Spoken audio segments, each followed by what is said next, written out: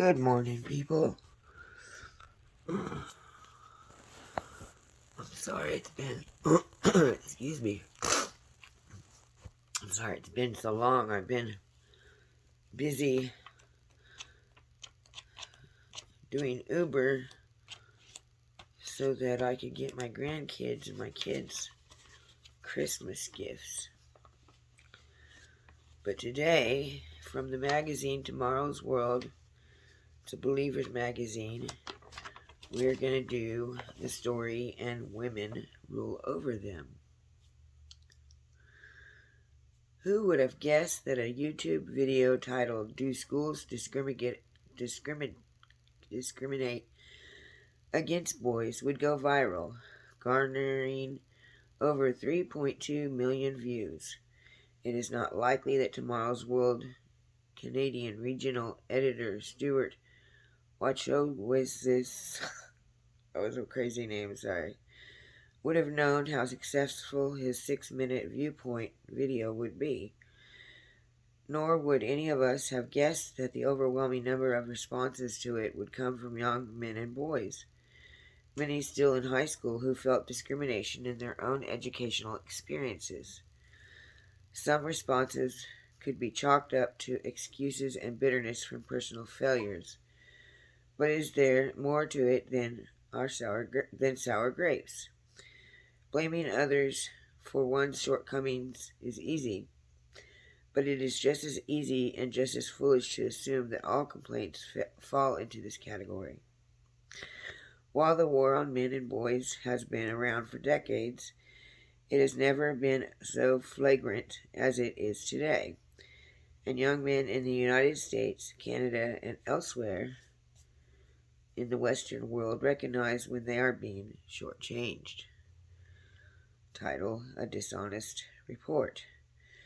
Some still remember the 1992 report released by the American Association of Women, titled How Schools Shortchange Girls. It purported to show that boys were favored in the classroom while the girls were discounted and ignored. However, the report later proved to be biased and dishonest. The most widely disseminated finding was that teachers permit boys to speak or participate 8 times more often than they do girls. But as with the rest of the conclusions, this turned out to be pure nonsense. Their data was based on an old 1981 study that actually said boys are reprimanded 8 times more often than girls, and that 3/4 of both girls and boys said they thought teachers compliment girls more often, think they are smarter, and would rather be around female students. That level of distortion was evident throughout the AAUW report, that is the American Association of University of Women. James Dobson, Bringing Up Boys, 2001. The report garnered a great amount of attention in academia and the media and brought about dramatic changes in how schools approach the two sexes. Although the report has been widely discredited now in the professional community for what it was, a blatant attempt to skew educational resources away from boys and to characterize girls as victims, the damage had been done. It resulted in an unfair distribution of available resources that continues to this day.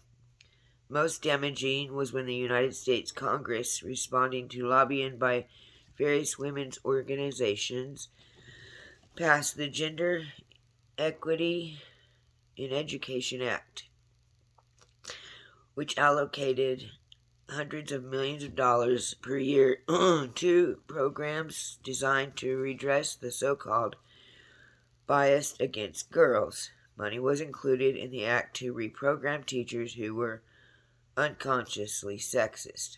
Wow, sounds a lot like what the kind of nonsense going on today. 40 years later. So where are we today? This bias in favor of girls in education, starting at the earliest levels, has had its effect. On September 6, 2021, the Wall Street Journal published an opinion piece by Douglas Bilkin titled, "A Generation of American Men Give Up on College. I Just Feel Lost." The numbers are troubling. Roughly 60% of college admissions are women, and schools of higher learning struggle to keep the male population at the 40% level.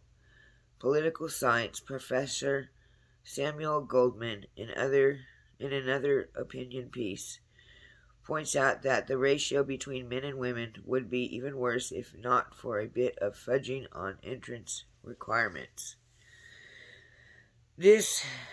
Wow. So,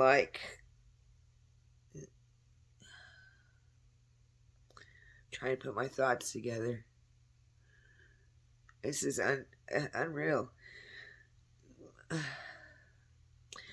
Satan is more or less really attacking the leadership of the male, that God has made him the leader in the family, by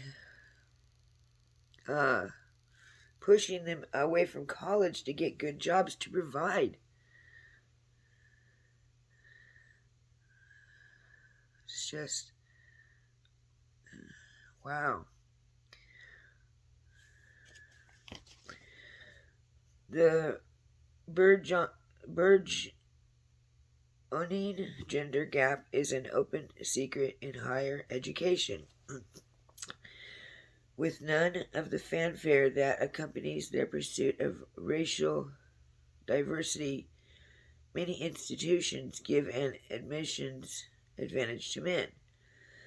One reason is that admissions fear women are also less likely to enroll when the male student population drops below 40%. The American elite will be female. The week September 8th, 2021. That is only part of the disturbing picture. Disturbing it is. Going to university is one thing. Graduating is another. Among University of Vermont undergraduates, about 55% of male students graduate in 4 years, compared with 70% of women, the Wall Street Journal. To illustrate how significant this is, if the University of Vermont has a typical enrollment split of 60-40, then out of every 100 students, 42 women will graduate in 4 years, but just 22 men. 42 women. I'm not sure what I said. That should be a wake-up call. Yeah, I'd say. But is it? So what, some say, as they argue that men still can earn more money and hold the power positions in this world. They're supposed to.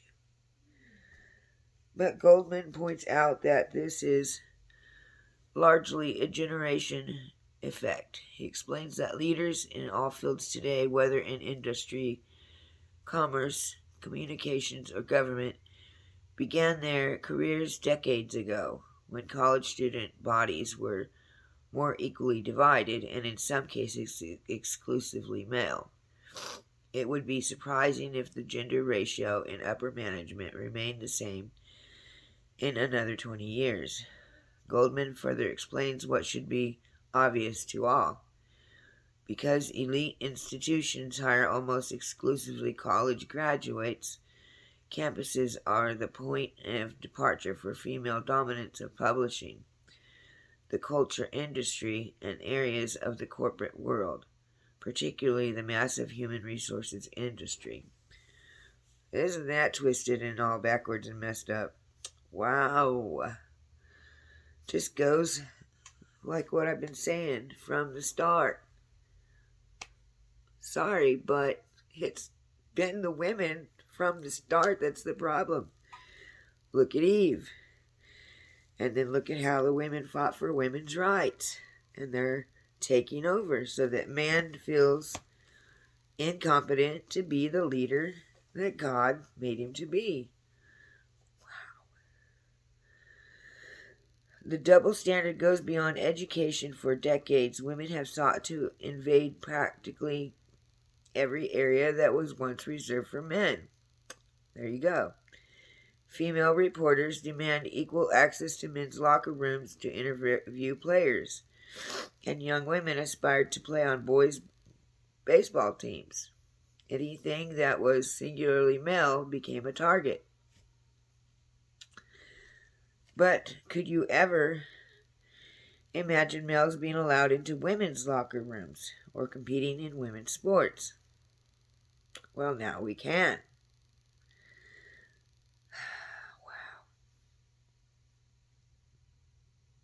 Wow. So basically, the men are fighting back by becoming women. And tell me that isn't Satan. Tell me. What goes around does indeed come around. By a bizarre and circuitous route, men and boys are today invading everything female, simply by claiming that they are female trapped in male bodies. Girls and women are being pushed aside as these opportunistic or confused men break a record after record in female track and field and weightlifting events. Scholarships that rightly should go to girls are funneled to biological boys who can never become biological girls. I can only imagine the anger parents must feel when they see their daughters robbed in this way, right? Yet there is another twist to the saga of girls wanting to invade everything male. In October 2017, the Boy Scouts of America decided to let girls join their organization. Why? They've got Girl Scouts. This was implemented in all of the organization's programs in 2019. Not surprisingly, the ones most disturbed by this turn of events were the Girl Scouts. Well, I would think so. The problem is not that special programs have encouraged girls in academics, sports, and leadership, but that such resources are predominantly going in one direction. Just as girls have special needs, so do boys, too many of whom, without proper support and motivation, are left adrift, feeling lost. This is evident in so many boys who graduate from high school and don't know what to do next. Boys desperately, one minute, I'll find it, need guidance and focus. The Wall Street Journal reports social science researchers cite distractions and obstacles to educate that weigh more on boys and young men, including video games, pornography, increased fatherlessness, and cases of overdiagnosis of boyhood restlessness and related medication. I tell you, I think the fatherlessness is also the women's fault because we pushed them out. And they felt like they weren't needed.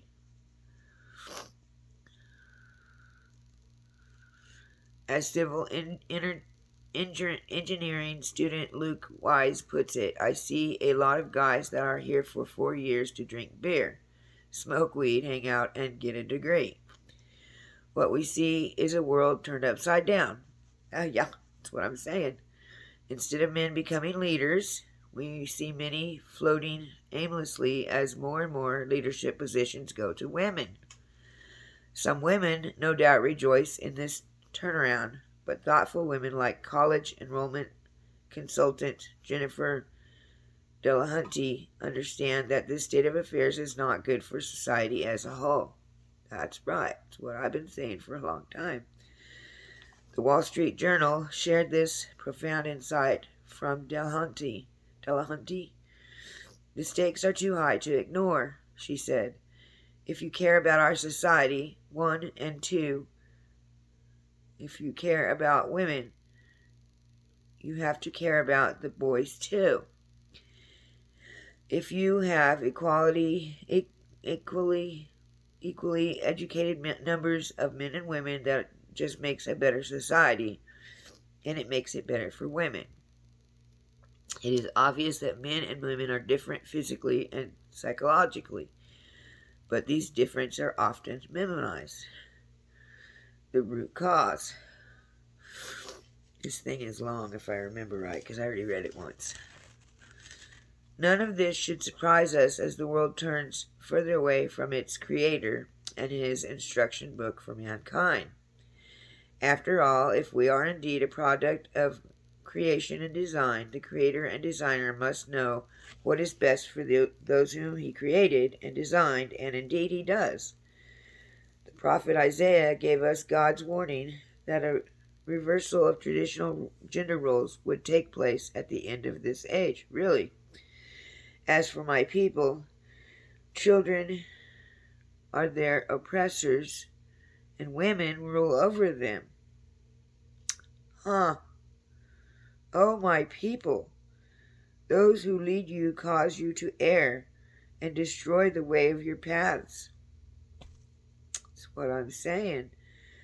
Isaiah 3:12. The immediate prophecy was for the house of Judah in the 8th century BC, but Isaiah's prophecies were dual. They also applied to the end of the age, as we see when Isaiah 2:2-4 defines the prophecy as being for the latter days.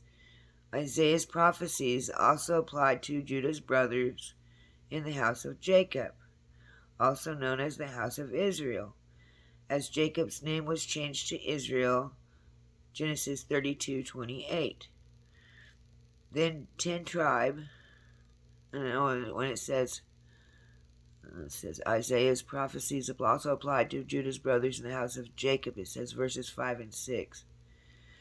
The 10th tribe, house of Israel, and the house of Judah were two separate nations who even fought wars against each other. To learn more about this amazing truth, request our free booklet, The United States and Great Britain in Prophecy, or read it online at tomorrowsworld.org. Professor Goldman's prediction that the American elite will be female is correct, and Isaiah scooped him by more than 2,700 years. Of course, it was not Isaiah but our Creator who inspired him, who understood this in advance. In a later passage, Isaiah quotes God as saying, "Remember the former things of old, for I am God and there is no other. I am God and there is none like me, declaring the end from the beginning, and from ancient times things that are not yet done, saying, My counsel shall stand, and I will do all my pleasure." Isaiah 46:9 and 10. God knows best. Male and female relations have never been in perfect balance, far from it. Even today, women are horribly abused in some countries around the world. In some cultures, girls are not allowed to go to school, and wives may be beaten mercilessly without any consequences dealt to their husbands. Yet in the Western world, a different extreme has been promoted and embraced, in which men are treated as bumbling fools, incapable of fulfilling the leadership role that they were given by their Creator. That's what I'm saying. That is Satan's plan on how to destroy us and lead us away from the Lord. Wow. This is all like confirmation of my thoughts.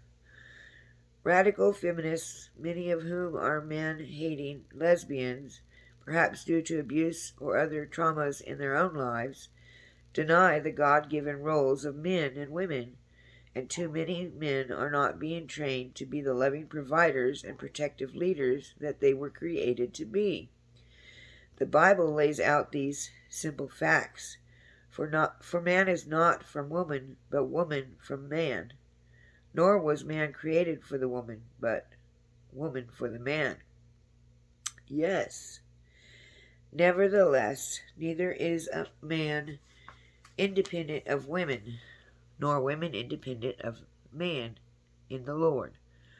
For as women came from man, even so man also comes through woman. But all things are from God. 1 Corinthians 11:8-12. To anyone who, with an unbiased mind, it is obvious that men and women are different physically and psychologically. But these differences are often minimized. Today's media often shows us the women coming to the rescue of the man. Need a tire changed? Women to the rescue. Have a problem in business? Woman is there. Being attacked by city thugs? There she is again. A marvel at martial arts who is stronger and quicker than any man. But is this reality? I think we know the answer. Men and women were made to complement one another, not compete against one another. Men are physically designed to be protectors and providers. It is not that a woman cannot provide. In fact, she may need it to in particular situations, such as when her husband suffers sickness or injury. It may be necessary to reverse roles, temporarily, or even permanently, and there is no stigma to this. A man can still be the effective head of his household in such situations, but when men do not prepare for their proper place of being the breadwinner and leave it up to the wife to go out into the workforce, problems readily arise. A woman especially needs to be loved, and a man especially needs to be respected. And these needs are more likely to go unmet when the roles are reversed or blurred. God instructs wives to submit to your own husbands as to the Lord, instead of fighting over the position of leadership in the family. For the husband is the head of the wife, as also Christ is the head of the church, and he is the Savior of the body. Therefore, just as the church is subject to Christ, so let the wives be to their own husbands in everything. Husbands, love your wives, just as Christ also loved the church and gave himself for her. Ephesians 5:22-25. And I don't remember how long this is. Give me a minute. So,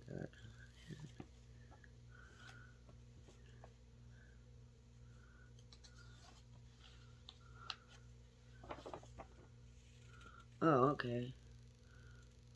I guess we're getting close. Okay. Why male and female?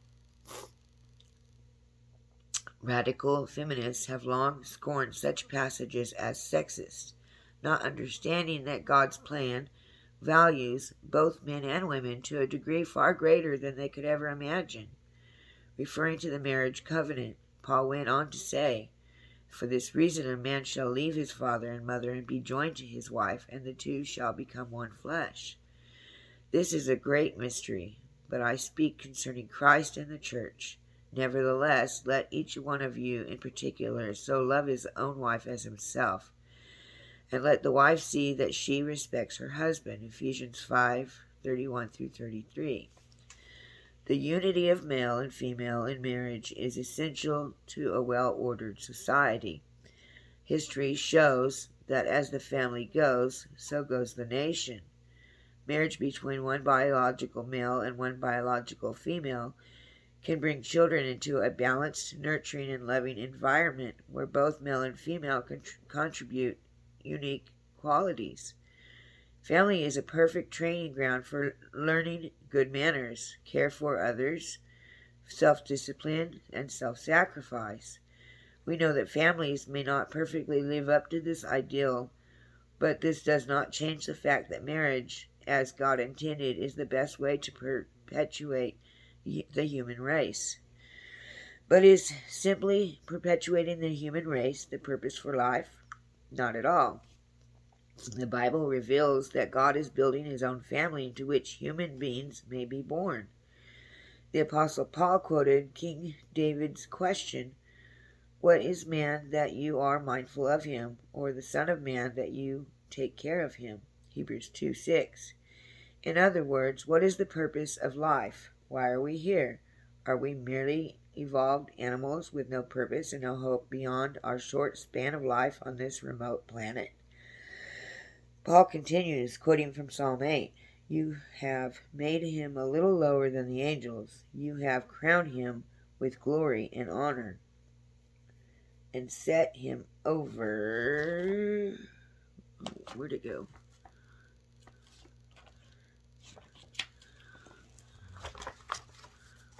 "The works of your hands. You have put all things in subjection under his feet."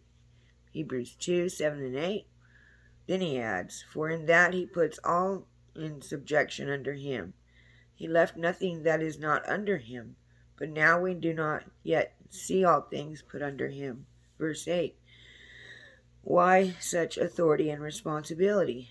Paul then explains why Jesus came and the outcome he intended to bring to pass.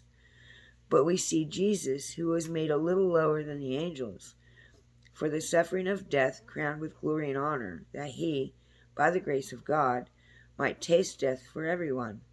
For it was fitting for him, for whom all are all things, by whom are all things, in bringing many sons to glory, to make the captain of their salvation perfect through sufferings. For both he who sanctifies and those who are being sanctified are all of one, for which reason he is not ashamed to call them brethren." Verses 9 through 11. Nowhere is this truth clearer than in Romans 8, 14 through 17. "For all who are led by the Spirit of God are children of God. For you did not receive a spirit of slavery to fall back into fear, but you have received a spirit of adoption, sonship. When we cry, 'Abba, Father,' it is that very Spirit bearing witness with our spirit that we are children of God. And if children, then heirs, heirs of God and joint heirs with Christ, if in fact we suffer with him, so that we may also be glorified with him." New Revised Standard Version. Read that slowly and consider its full meaning. The distinctions between male and female are no accident. God created us with a great purpose in mind. Human marriage pictures the marriage between Jesus and his church, with his saints collectively becoming the bride of Christ as a helper to their husband. This is a great mystery, but I speak concerning Christ and the church. Ephesians 5:32 and Revelation 19:6 through 9. Those who hope to be resurrected into God's very family as sons and daughters, 2 Corinthians 6:16 through 18, need to understand God's purpose for male and female in this life. Men and women are to build each other up, not tear each other down. Each has a role to play in God's great purpose for humanity. But there is a spirit being who is doing everything he can to disrupt and turn upside the family structure God designed. Who do you think that is? Ephesians 2:2 and 2 Corinthians 4:3 and 4. When boys are left without proper guidance and direction, too many become confused about their expected role in life. The role of a loving leader. This does not only hurt men, it also hurts women. In fact, it hurts the whole society. To learn more about this subject, contact your nearest regional office listed on page 4 of this magazine. Or go to the website. You can go to the website at tomorrowsworld.org and read or request our free booklets. What is the meaning of life and God's plan for a happy marriage? Wow, that was pretty deep, huh? I think this is the longest video I've ever done. Well, I hope that you got something out of that you understand what's being said. Because that is the core truth, I believe. That's like the foundations of my belief. So just pray on it and help and ask God to give you the understanding that you need on that subject. And have a blessed day.